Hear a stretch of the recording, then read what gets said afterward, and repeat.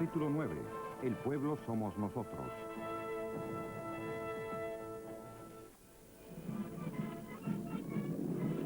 El rey yugoslavo Alejandro I visita Francia. Yugoslavia, surgida de la quiebra de la vieja Europa tras la Primera Guerra Mundial, está desgarrada por el apasionamiento de sus pueblos. El rey serbio, de un país compuesto por múltiples etnias, era esperado allí por un croata que lo asesinaría en un atentado.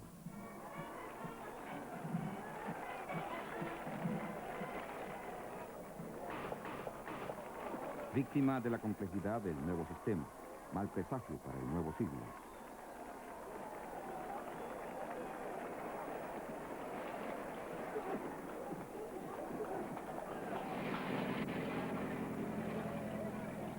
Un nuevo sistema político, el tema de este capítulo. Pero antes... Algo más superficial. Moda parisina poco antes de la convulsión que provocó la Primera Guerra Mundial.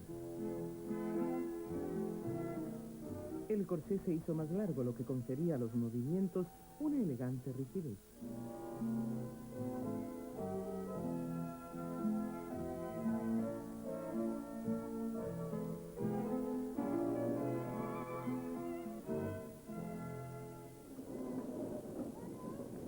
Río de Janeiro, aficionados, camino del estadio.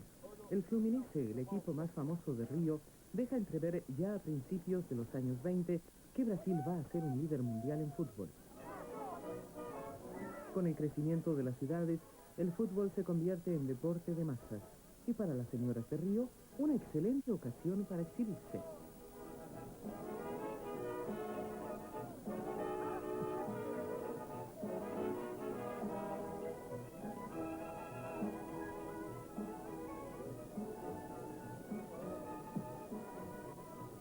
Brasil. México.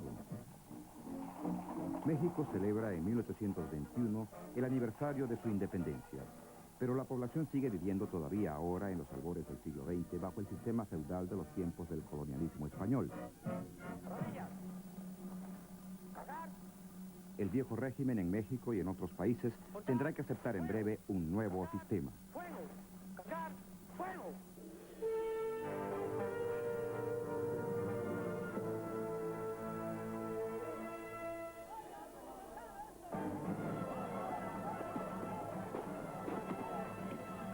Revolución en Cuba, guerra contra el colonialismo español.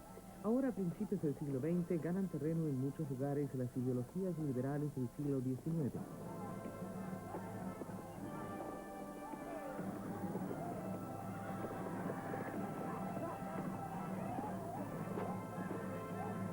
Pero se producen nuevos acontecimientos, como aquí en Cuba, donde la lucha contra la potencia colonial de los españoles es sustituida por las protestas contra la prepotencia económica de Estados Unidos.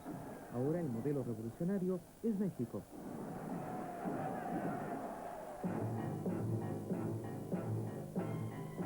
Protestas contra el viejo sistema.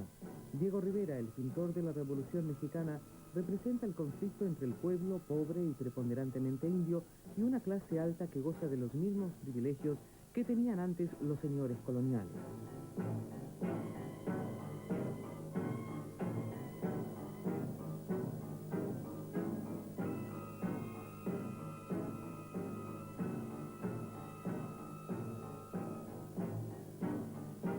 Guerra a los terratenientes y capitalistas.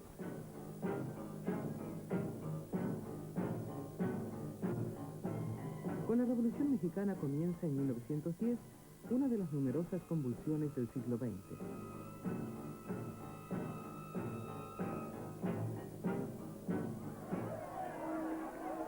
La Revolución Mexicana comienza con el intento de moderar el régimen autoritario. Francisco Madero, en el centro, con barba, sube al poder gracias a un movimiento de trabajadores del campo y pequeños arrendatarios que intentan escapar a su miseria con la reforma agraria.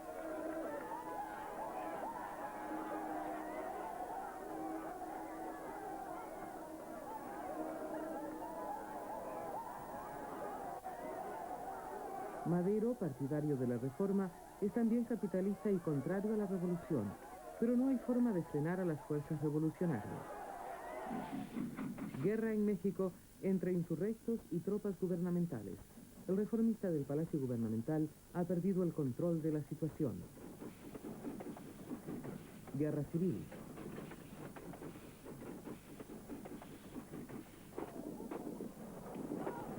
La fortuna en la guerra cambia de bando. Norteamérica también interviene.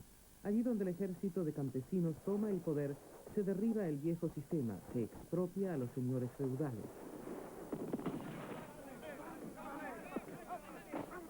Los enfrentamientos que persisten durante años entre los partidarios del nuevo y del viejo sistema llegan a ser por ambas partes de una brutalidad extrema.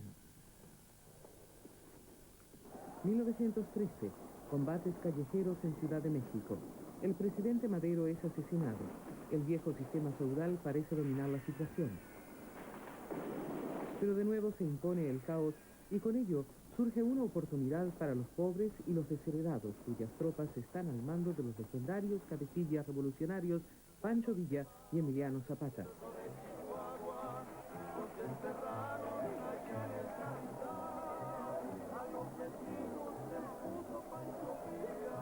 Parece como si en México se estuviera produciendo el milagro de una verdadera revolución desde abajo, y de hecho, los mexicanos adquieren ahora una conciencia política sin parangón en Latinoamérica.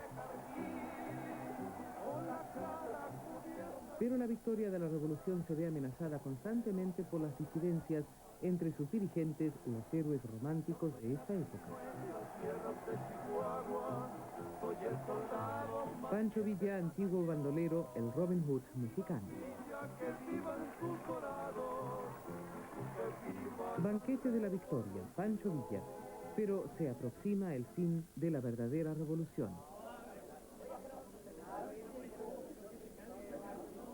Emiliano Zapata, su dirigente más destacado, por cuyas venas corre sangre india y activo hasta bien entrado el siglo, será pronto asesinado. La revolución se sustituye por algunas reformas y el poder de los funcionarios de un partido único estatal. México. Turquía. Desde la ciudad de Constantinopla, luego Bizancio y posteriormente Estambul, el sultán turco gobierna con magnificencia el Imperio Otomano, que en el pasado se extendía desde el Mediterráneo hasta el Océano Índico.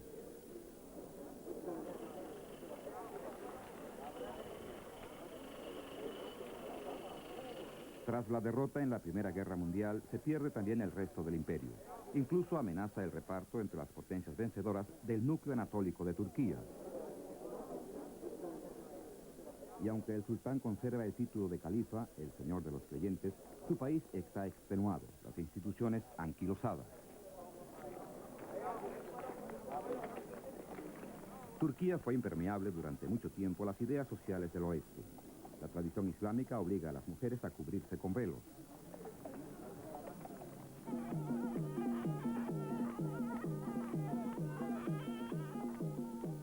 Pero se impone la convicción de que Turquía, a causa de sus vínculos espirituales fundamentales con el Viejo Oriente, dejó pasar el siglo XX y quedó en situación de inferioridad frente a otras potencias.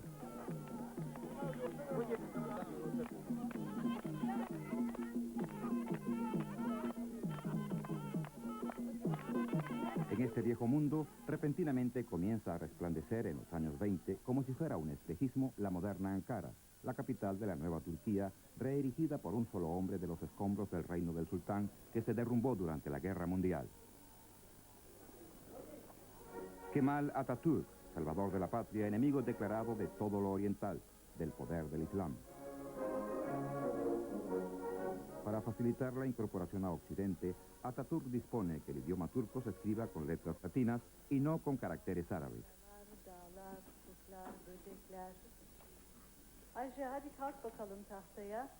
Hasta entonces, solo 1 de cada 10 turcos sabía leer y escribir. Atatürk convierte la formación occidental en objetivo estatal. La revolución cultural de Kemal Atatürk no se para ni siquiera ante el gorro tradicional turco. En el extranjero se burlan cuando Atatürk ordena que sus compatriotas lleven el sombrero occidental, pero el gran revolucionario conoce el poder de los símbolos.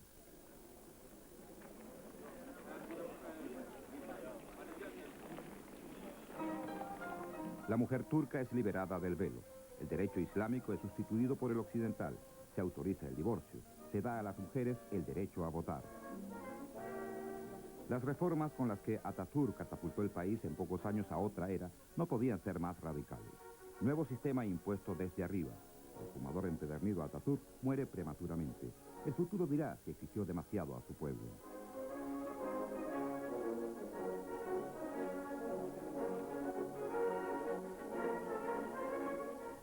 La montaña y el cerro, la laguna y el mar, el agua del río me invita a nadar. Caminando por el campo veo la luna desvanecer y he jurado recorrerte porque hay mucho más por ver. ¿Por qué cambió? Porque en Argentina hay muchos lugares para conocer. Estas vacaciones descubrí un destino diferente.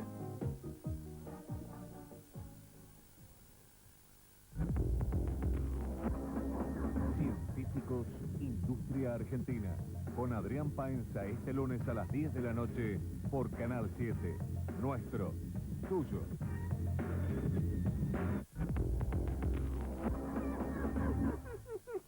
Este domingo, Daniela y Federico te muestran más mascotas. No te lo podés perder. Mi Mascota TV a las 6:30 de la tarde por Canal 7. Nuestro, tuyo.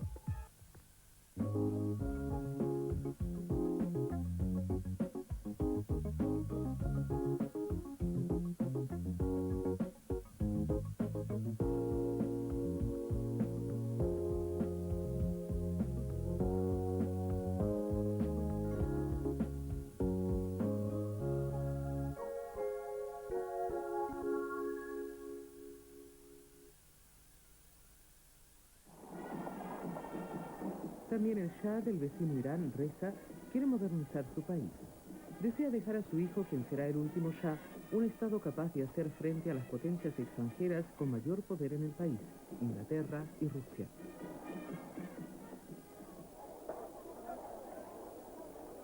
Irán se llama todavía Persia. Los dirigentes religiosos del Islam, los jeques y los latifundistas deben su poder al sistema tradicional.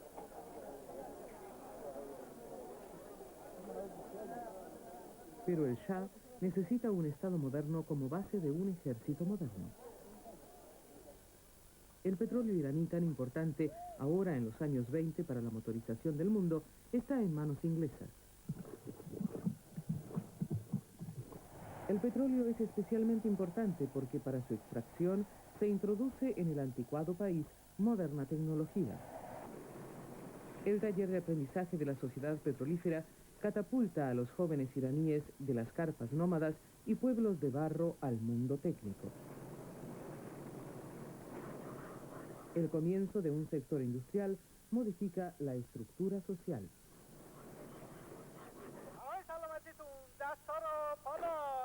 Nuevo sistema, disciplina. Escuelas. El Shah Reza aprendió de Atatürk. Formación moderna en lugar de escuelas del Alcorán. Se prohíbe el velo. También aquí se produce una revolución cultural desde arriba. Los mulás comienzan a tramar la venganza.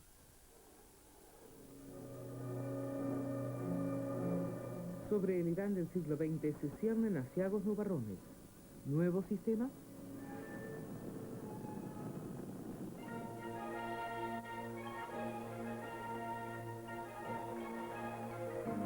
Viejo sistema. China, la organización política más antigua del mundo, rescatada una y otra vez del caos en los 6000 años de historia de las dinastías.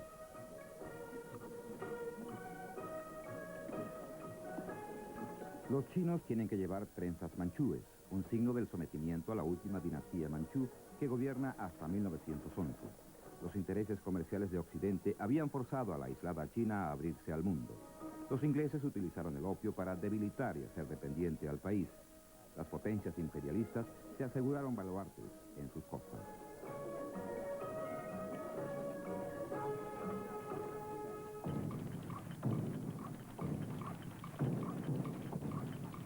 Las masas rurales se vieron en una pobreza aún más extrema. Millones se sublevaron contra el debilitado poder del emperador y contra la presencia de extranjeros en territorio chino que tras la guerra de los Boxers de 1900 impusieron su poder de forma brutal. China se desmoronó.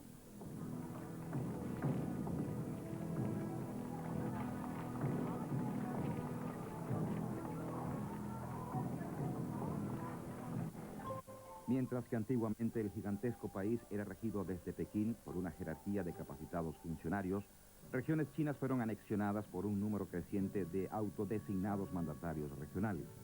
El monopolio del mercado del opio proporcionó a algunos de estos príncipes militares un poder corrupto casi ilimitado.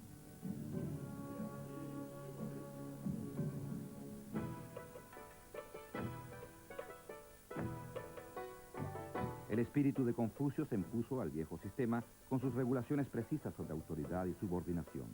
Pero la autoridad de los superiores se justifica cada vez menos por su responsabilidad ante los subordinados.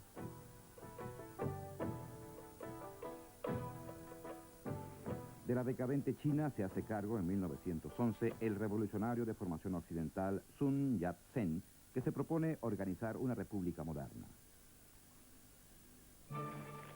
Sun Yat-sen, con sombrero occidental, acaba con el viejo sistema, pero el ímpetu revolucionario es debilitado por la oposición de militares contrarrevolucionarios. Las masas rurales se sienten poco atraídas por el espíritu de la renovación nacional. Al menos la primera revolución china de nuestro siglo sacrifica la prensa, el símbolo del antiguo imperio.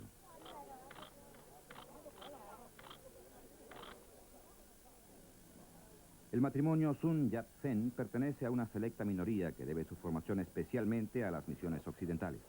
La señora Sun Yat-sen es una de las 3 hermanas de Song, mujeres modernas cuyo ejemplo y actividad influirán hasta bien entrado el siglo. Descienden de una adinerada familia de comerciantes de Shanghái, la metrópoli económica de la Nueva China. En el Hotel Cathay se reúnen los ejecutivos occidentales que dominan China con la nueva élite del país.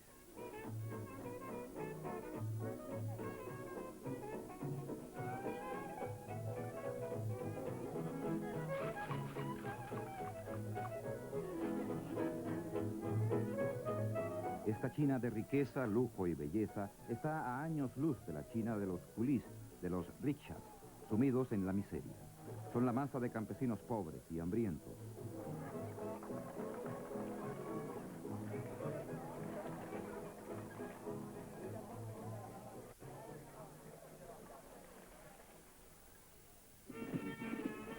Las potencias occidentales siguen dominando amplias zonas de Shanghái y otras ciudades costeras, arrancadas a China como sectores extraterritoriales. Los franceses desfilan hacia su zona.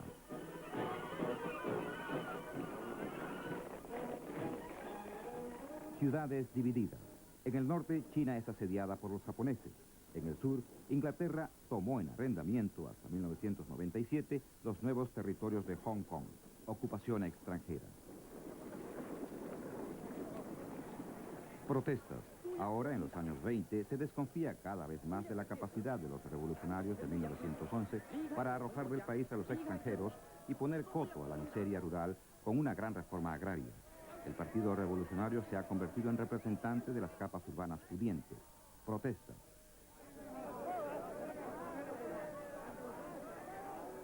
Conflictos de los que la gente huye una y otra vez hacia los llamados sectores extraterritoriales de las potencias extranjeras que se convierten en zonas protegidas de la violencia interna en China.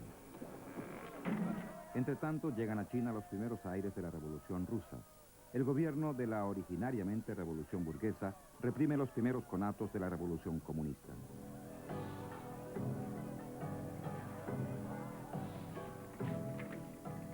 Muchos de los jóvenes comunistas apresados aquí proceden de la reducida clase burguesa media y alta. Creen que solo una revolución comunista puede librar a China de sus problemas nacionales y sociales. A ellos se les hace un proceso tan corto como ellos lo habían hecho con la otra parte.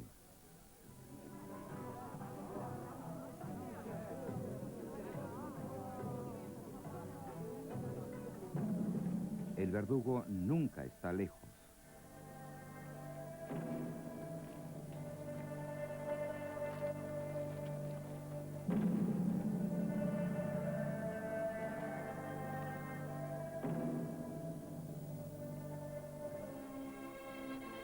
Solo unos 8.000 de los 80.000 comunistas sobreviven a mediados de los años 30 la salvadora larga marcha de más de 10.000 kilómetros por las inhóspitas regiones montañosas del norte de China, donde se cobijan en estas cuevas.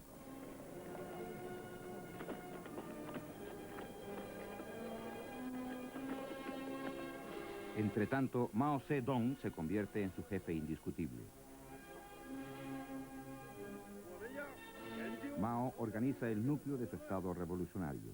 Aquí se adiestra su ejército rojo, reclutado entre los hijos de los campesinos y que se prepara para la lucha por toda China, aparentemente una utopía. Aquí ya se expropia brutalmente a los terratenientes.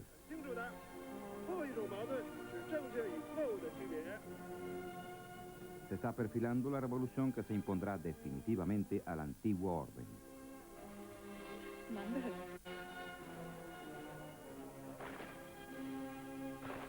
Nuevo sistema. En lugar de democracia, un régimen comunista militar con un Mao casi divino como nuevo emperador de China.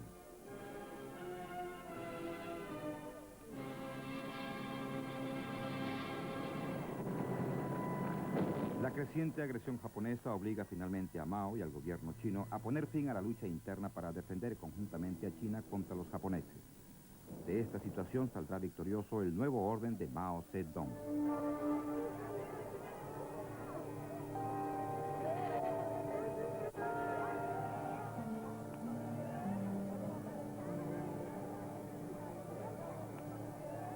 China. Japón. A principios de este siglo, el Japón vivía la transición del gobierno feudal, del shogunado y los samuráis a la futura sociedad industrial. Aquí, al igual que en China, las potencias y los intereses comerciales occidentales forzaron la apertura del aislado imperio, pero en la vida cotidiana siguen vigentes los viejos tiempos.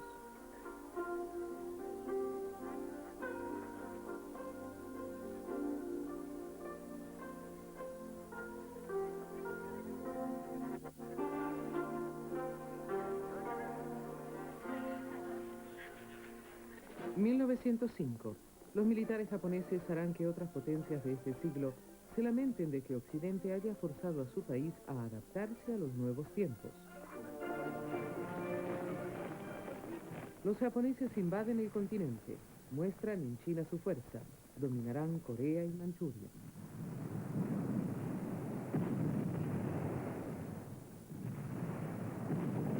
En 1905, victoria japonesa sobre Rusia. También un pueblo asiático puede convertirse en potencia mundial. Prisioneros rusos. El imperio zarista queda tan debilitado que no puede impedir que estalle allí la primera revolución.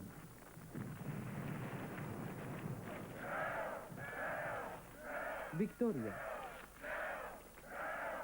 Con su apertura al mundo, el Japón inaugura un nuevo sistema, activa sus enormes reservas de potencial. A diferencia del pasado, ahora cuenta más el éxito que la alcurnia. Como por arte de magia cristaliza sin revolución un sistema parlamentario de estilo propio.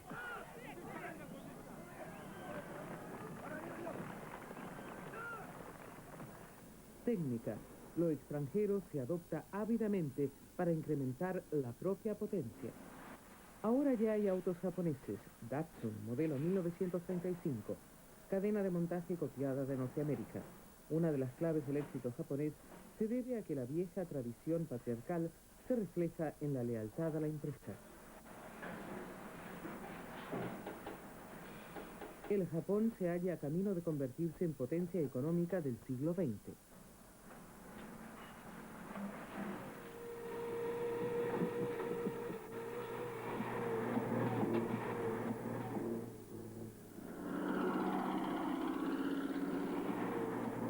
Donde antes se elevaban las fortalezas de los samuráis sobre un mundo medieval, surge en unas pocas décadas una sociedad moderna, abierta a las ideas occidentales, y ello bajo el eterno sol de un emperador divinizado.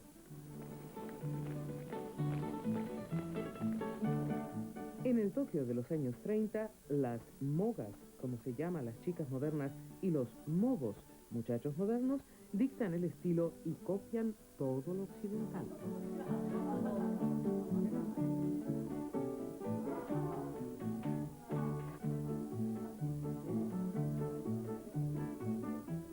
rápidamente puede dar una sociedad el salto del antiguo al nuevo sistema?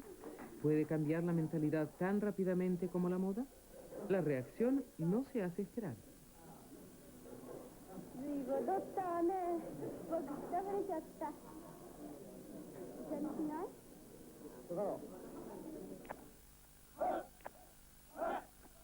Disciplina y orden. En los años 20 comienza a perfilarse en el Japón un vigoroso nacionalismo contra la occidentalización y la democracia.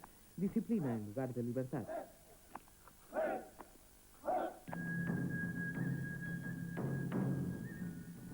El culto al sol Shinto, la milenaria doctrina oficial japonesa, recupera terreno. Fortalecerse en agua helada para la lucha por el emperador y la patria.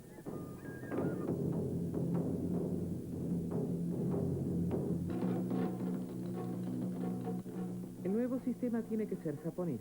De Occidente solo debe copiarse la técnica, pero el espíritu tiene que seguir siendo japonés. La nostalgia del pasado también se perfila en el mundo islámico. El cambio al nuevo sistema en los albores del siglo XX exigió demasiado de muchos pueblos, con las consiguientes consecuencias de cara al futuro.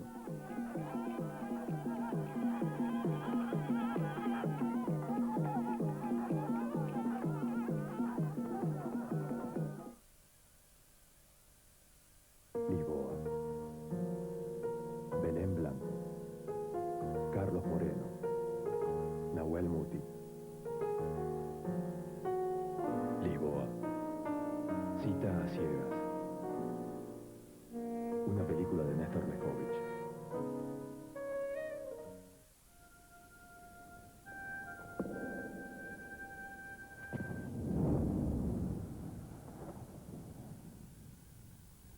Los libros y la noche. El singular universo creativo del genial Jorge Luis Borges. Walter Santa Anna, Héctor Alterio, Lorenzo Quinteros y Leonardo Sbaraglia en una película de Tristan Bauer. Los libros y la noche. Estreno este domingo a las 10:15 de la noche por Canal 7, nuestro, tuyo.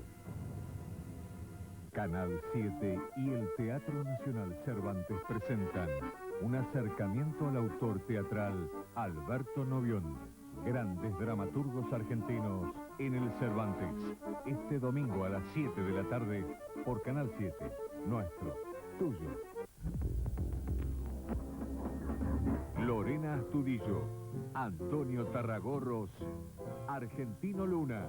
Un domingo folclorísimo con Carlos Giachetti a las 9 de la noche por Canal 7, nuestro, tuyo. Desde Buenos Aires, Argentina, transmite LS82, TV Canal 7.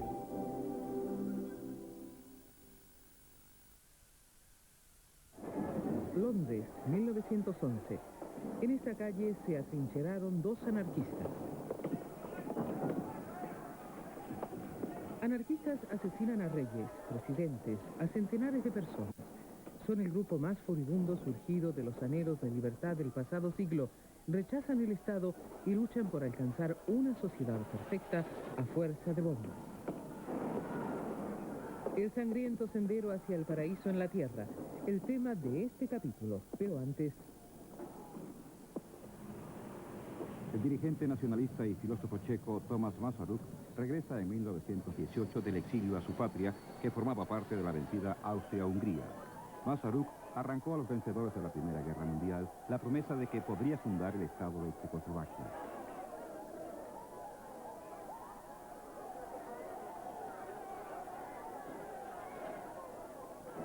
Praga celebra la fundación de un Estado multiétnico que, por su moderno desarrollo social y económico, es una de las pocas consecuencias positivas de la Primera Guerra Mundial, una situación que solo durará 20 años.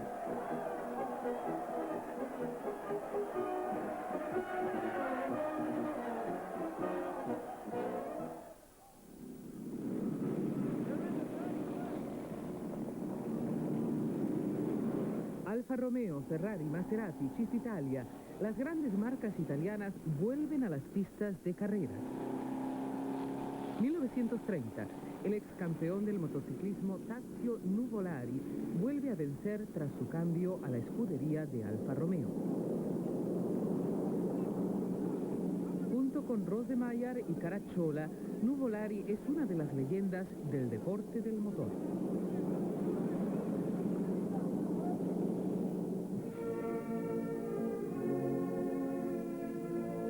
Lenin, el fundador de la Unión Soviética, muere en 1924 tras varios ataques de apoplejía.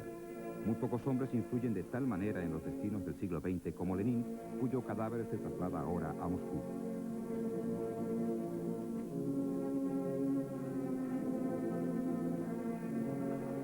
Lenin articuló en su testamento sus temores sobre el futuro de la obra de su vida en manos de sucesores tan hambrientos de poder como Stalin y Trotsky.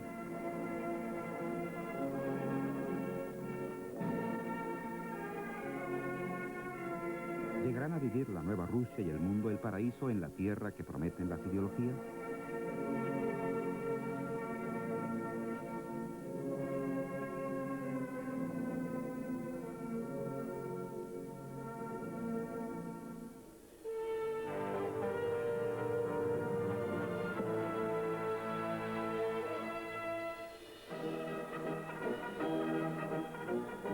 Rusia antes de la revolución. El poder del soberano en el Palacio de Invierno de San Petersburgo es más absoluto que el de los otros grandes monarcas europeos.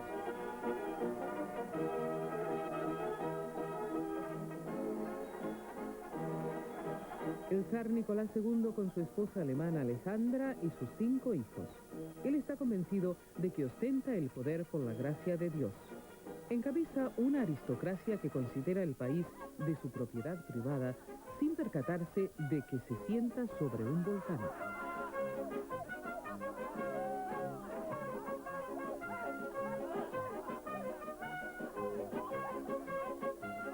En lo más bajo de la pirámide de la jerarquía rusa, los campesinos, las 4/5 partes de la población. Tras una reforma agraria a medias tintas, la mayoría sigue viviendo en la pobreza, dependiendo de los terratenientes apaleados, sin derechos, hambrientos, y solo comían carne de animales muertos de alguna enfermedad. La industrialización hizo surgir un proletariado urbano. Muchos obreros ganan tan poco que tienen que vivir en asilos para mendigos. La policía zarista reprime la oposición que raya con el terror, terror del que también fue víctima el abuelo del zar.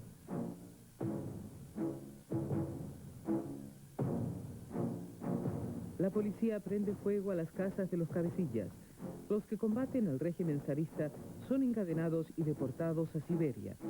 A diferencia del futuro terror de los comunistas, allí se les permite una cierta libertad.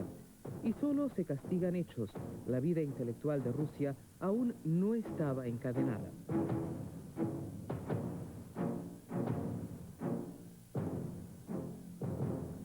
Exacerbadas por la miseria, miles de personas marchan en el año 1905 hacia San Petersburgo. Se ponen en camino humildemente hacia Palacio con íconos y fotos del zar para implorar reformas. Allí les espera la policía zarista. El zar se retira al campo. Muere más de un centenar. El país se ve sacudido por una ola de revuelta.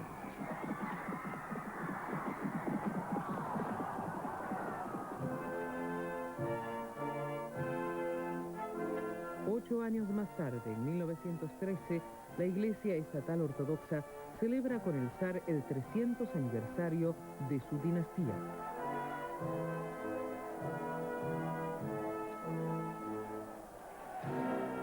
Toda la familia del zar será ejecutada 5 años después.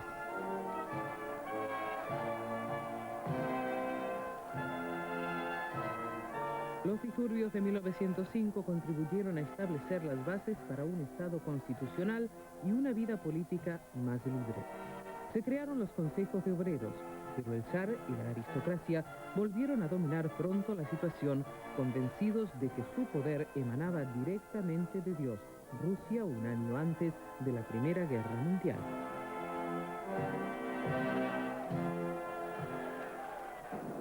Primera Guerra Mundial. Rusia se enfrenta a Alemania y Austria. Tras varias dolorosas derrotas, el frente ruso se estabiliza en 1916. Pero los sistemas de transporte en el interior dejan de funcionar. Aumenta el hambre. Para los oficiales rusos es cada vez más difícil evitar la deserción de los desmoralizados soldados.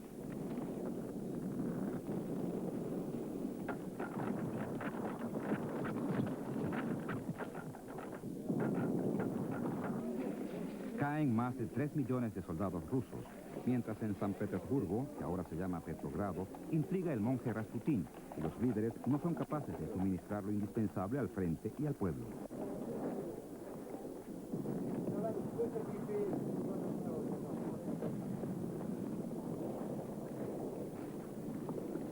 El desaliento se apodera de un ejército maltrecho.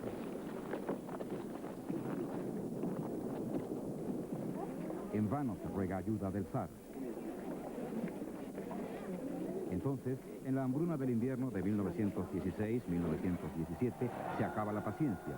Febrero de 1917, revolución en Rusia. El zar está en el frente. Los soldados, que deben proteger su capital, Petrogrado, se pasan de manera creciente al bando de los obreros sublevados.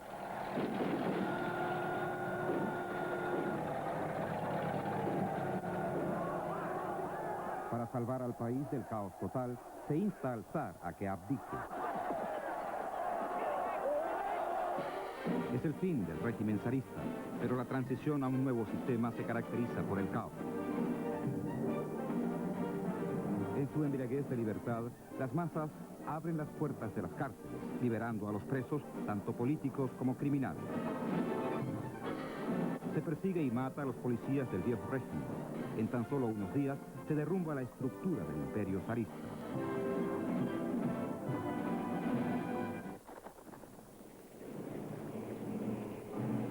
Las víctimas de la revolución aún son enterradas bajo el signo de la cruz.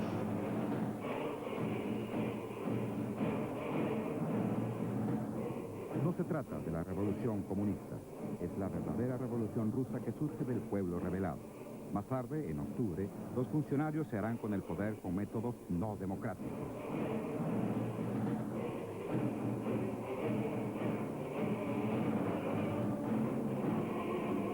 Las masas, socialistas, comunistas, liberales, buscan una orientación y un futuro para la nueva sociedad. La mayoría desea un régimen liberal. Marchan al Parlamento, tolerado primero de mala gana por el zar y más tarde saboteado por él, y que durante un corto periodo de tiempo se convierte en turbulento escenario de las fuerzas revolucionarias. Durante estos difíciles meses es nombrado jefe del gobierno el socialista Alexander Kerensky. Kerensky promete reformas democráticas, pero quiere continuar la guerra para, con la victoria, situar a Rusia al lado de las democracias occidentales.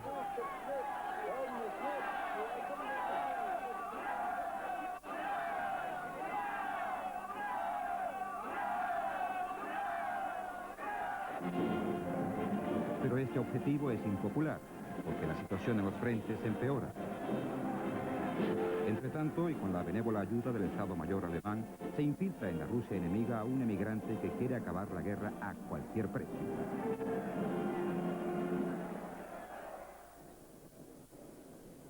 Vladimir Ilich Lenin, que anhela la revolución mundial. Página 12 presenta a Irán por la vida. Rubén Juárez, voz de bandoneón. 2 CDs con sus mejores tangos. Lejano Buenos Aires. Rubén Juárez, desde este domingo con Página 12. Me clava su puñal. Opcional, 8 pesos. Disfruta el verano con viajes y paseos desde la costa atlántica y Corrientes. Monte Hermoso, San Bernardo, Paso de la Patria. Este domingo con Jorge Rossi a las 8 de la noche por Canal 7. Nuestro, tuyo. Canal 7 te regala un espacio para que saludes en estas fiestas. Soy piloto de team destinado en la base Marambio y aprovechando esta oportunidad quiero mandarle un feliz Año Nuevo y Navidad para mi mamá Esther, mi papá Abel, mi hermano Guillermo y para todos mis amigos y seres queridos en el continente. Les mando un saludo a mi esposa Ximena y a mis hijos Tobías y Vada y a mis familiares de la provincia de Santa Fe. A ellos les deseo una feliz Navidad y los mejores augurios por un 2004. Aprovecho la oportunidad para saludar a mi futura esposa en Comodoro Rivadavia, Mónica Miriam Aguirre, a mi hermana y todos mis familiares en Córdoba y a mis hijos en Buenos Aires. A mi señora, a mi hija y al que está viniendo el camino también. Y un saludo para toda la ciudad de Pérez y Dolores. Y para un saludo grande a toda la familia argentina. Felices fiestas. Nuestro deseo para el 2004, que se cumpla el tuyo.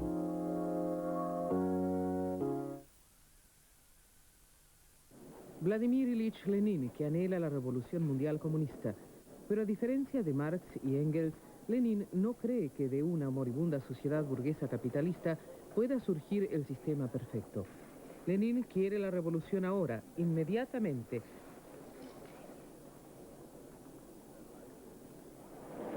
Incluso aunque su partido sea minoritario y en él sus ideas se pongan en entredicho. Siendo minoría es imposible obtener el poder democráticamente.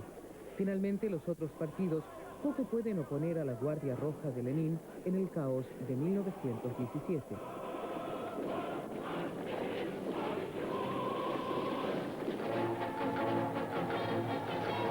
Octubre de 1917, asalto al Palacio de Invierno.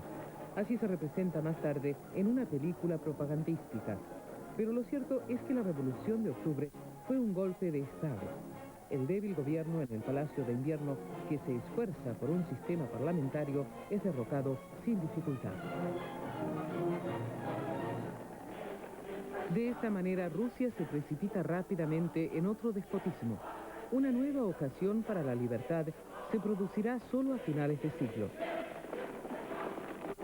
Es cierto que se celebran elecciones parlamentarias, pero como vencen los rivales de Lenin, se impide su constitución por la fuerza.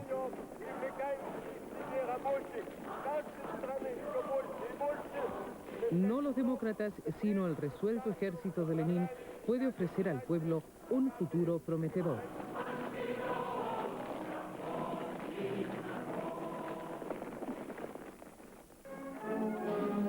El ejército se encarga de reprimir la resistencia.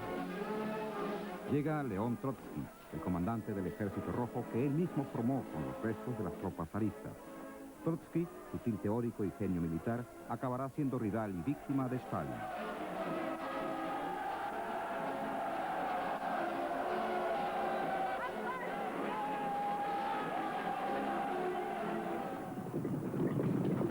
Después de que Rusia consiguiera la paz en los frentes bélicos, teniendo que pagar por ello un elevado precio, el Ejército Rojo de Trotsky se lanza al ataque.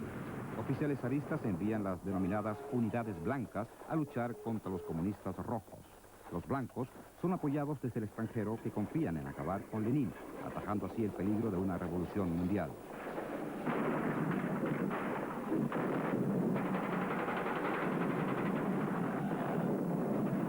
Los éxitos del Ejército Rojo se basan en una férrea disciplina. Al desertor se le ejecuta tras el frente de guerra. Detrás de los oficiales están los comisarios. La vida nada vale a ambos lados del frente.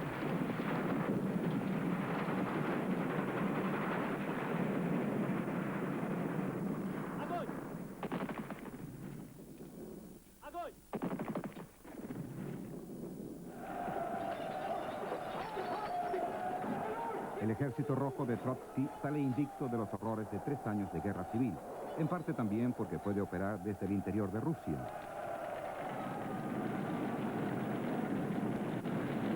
Ante el futuro socialista se extiende ahora un país devastado con una producción industrial reducida a una quinta parte. Millares de pueblos fueron arrasados. Las reservas de alimentos todavía existentes son confiscadas por los hambrientos habitantes de las ciudades.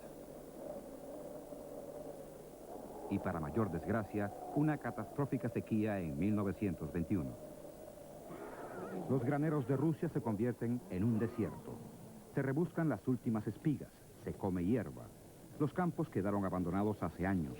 También porque muchos campesinos prefieren producir poco a permitir que les confisquen el fruto de su trabajo. Sequía.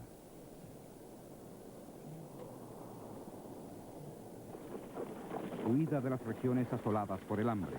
La población rural esperaba mejores tiempos con la revolución y ahora rebeliones se sofocan con crueldad.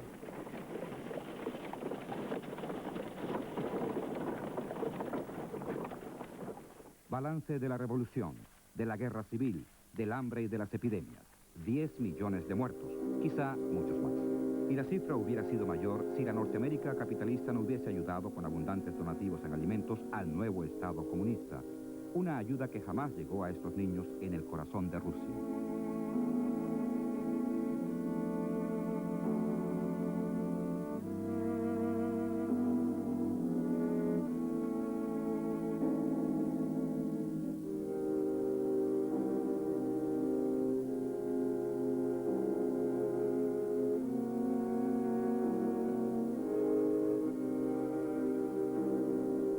El experimento socialista de Lenin amenaza sucumbir, lo mismo que este niño a causa de la depauperización de todo el país. En Petrogrado se responde a una rebelión contra la dictadura con una ola de ejecuciones, terror, hambre.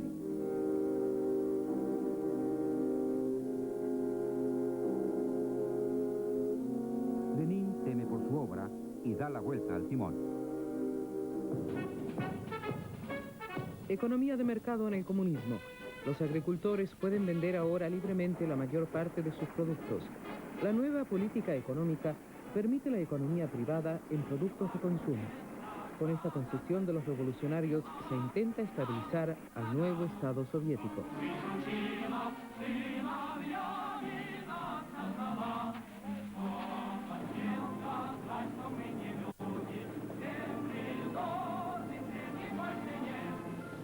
La propaganda glorifica el progreso. Regeneración tras la sangría revolucionaria. Se pospone la revolución mundial. Primero hay que alimentar a la población. El tractorista es el héroe de los nuevos tiempos.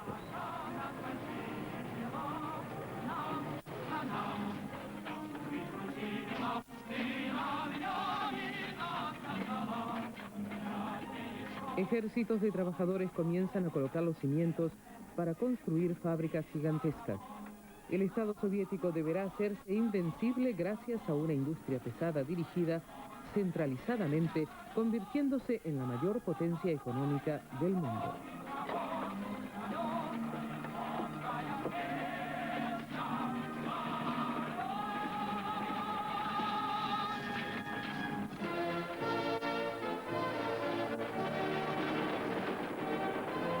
Al ser el primer país en el que el movimiento obrero alcanza el poder, Rusia exige el liderazgo del socialismo mundial.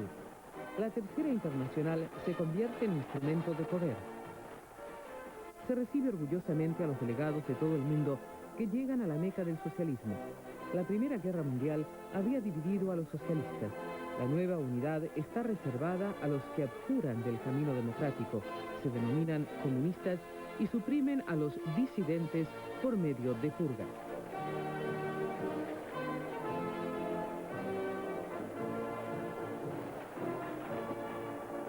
Marca de fuego de los nuevos tiempos. Limpieza ideológica con purga. Félix Dzerzhinsky se encarga, como gran inquisidor de la revolución, de limpiar a Rusia de los contrarrevolucionarios.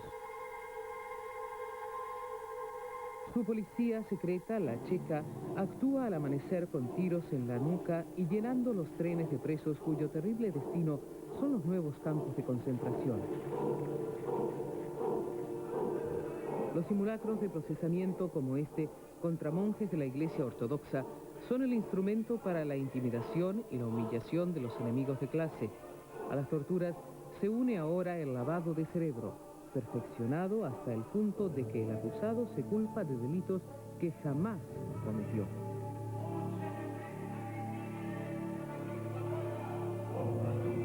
Se ajusticia a miles de monjes, monjas y sacerdotes. Con el sometimiento de la hasta ahora poderosa Iglesia Estatal Ortodoxa, se trata de destruir una traba espiritual que impide el progreso del nuevo individuo soviético.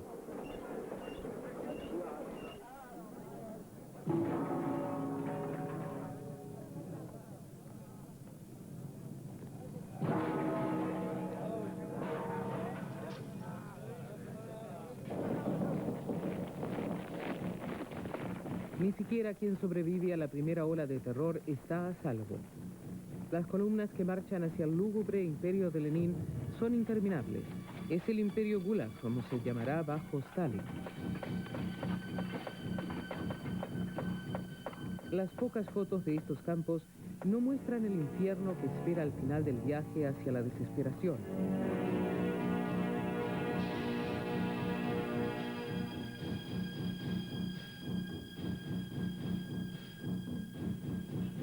Para el revolucionario Lenin, el terror está justificado por la finalidad redentora del mundo, un terror que cobra un mínimo de 15 millones de vidas hasta el fin del gobierno de su sucesor, Joseph Stalin.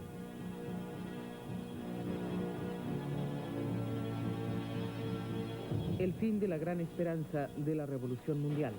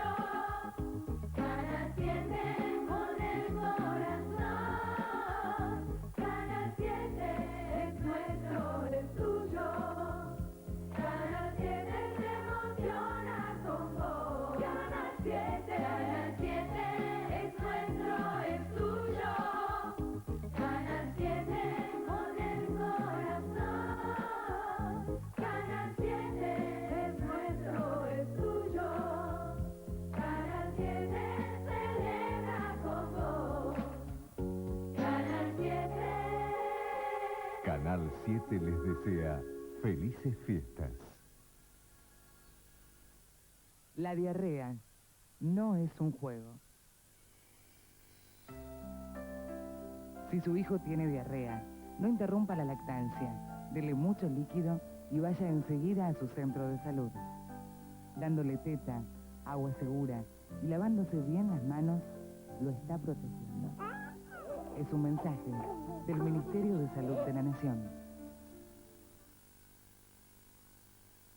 Este martes, en Vida y Vuelta, la emocionante historia de Horacio Pietragala hijo. Cuando veo Vida y Vuelta, en un momento que mostraban cuando Perón estaba en la calle, en la casa de Gaspar Campos, lo veo a mi viejo salir de la casa, ¿no?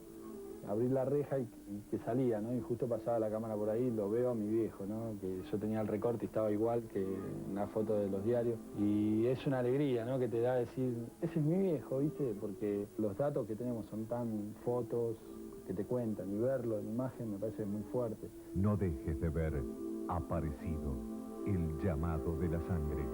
Vida y Vuelta, este martes a las 10 de la noche, por Canal 7, nuestro, tuyo.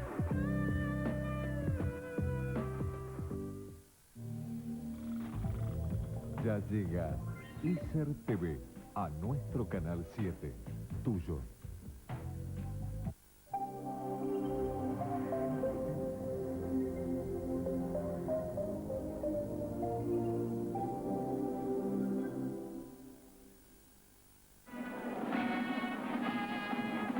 También Alemania llegó a verse amenazada por la revolución comunista en el caos que siguió a la Primera Guerra Mundial.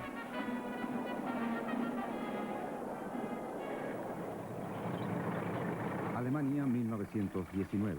Imágenes semejantes a las de Rusia. Lenin desea llevar la revolución a la debilitada Europa. El intento fracasa en Alemania. Hungría, 1919. Las banderas rojas de la revolución evidencian el fin de la antigua monarquía danubiana. Tras la derrota de 1918, imperan la confusión y la miseria. Las potencias vencedoras despojan a Hungría de extensos territorios y de la monarquía. Entonces, la situación aquí está madura para la revolución. Los comunistas organizan una república soviética húngara. Lenin necesita la revolución mundial porque teme que, si no, Occidente capitalista acabe destruyendo su Estado. Tras 4 meses de terror y el fracaso del suministro alimentario, se derrumba el Estado soviético húngaro. Pero las milicias de dirigentes totalitarios siguen dominando las calles de los debilitados países europeos.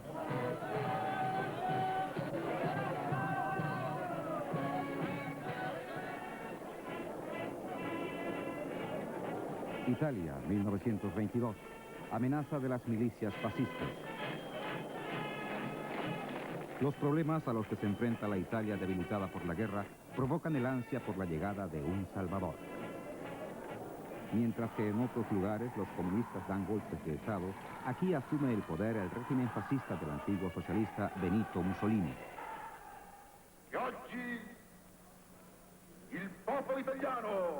Y hoy el pueblo italiano y el régimen fascista son una unidad compacta, inquebrantable, formidable.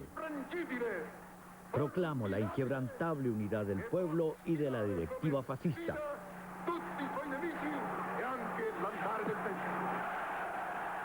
Liderazgo autoritario en Italia y pronto también en Alemania. Liberen a Alemania del marxismo. A partir de ahora, el conflicto entre ideologías totalitarias caracteriza los destinos de Europa. Adolf Hitler se presenta como salvador de las fuerzas que, partiendo de la derrota de Alemania, crearon una democracia en crisis.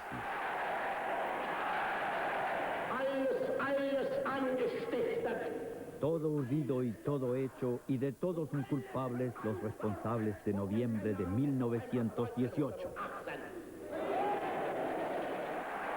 Adolf Hitler, 1933.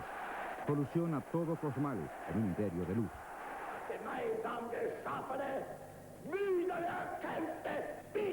El nuevo imperio alemán de la grandeza, el honor, la fuerza y de gloria y justicia que juntos hemos creado con la lucha y el sacrificio. Amén. El imperio de la gloria, que el comunista Lenin quería extender a toda la humanidad. Hitler solo para un pueblo, una raza. Para ambos, el fin justifica los medios.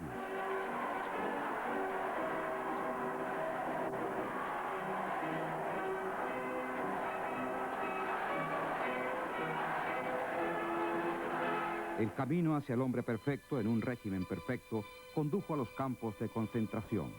Los más perfectos, los alemanes.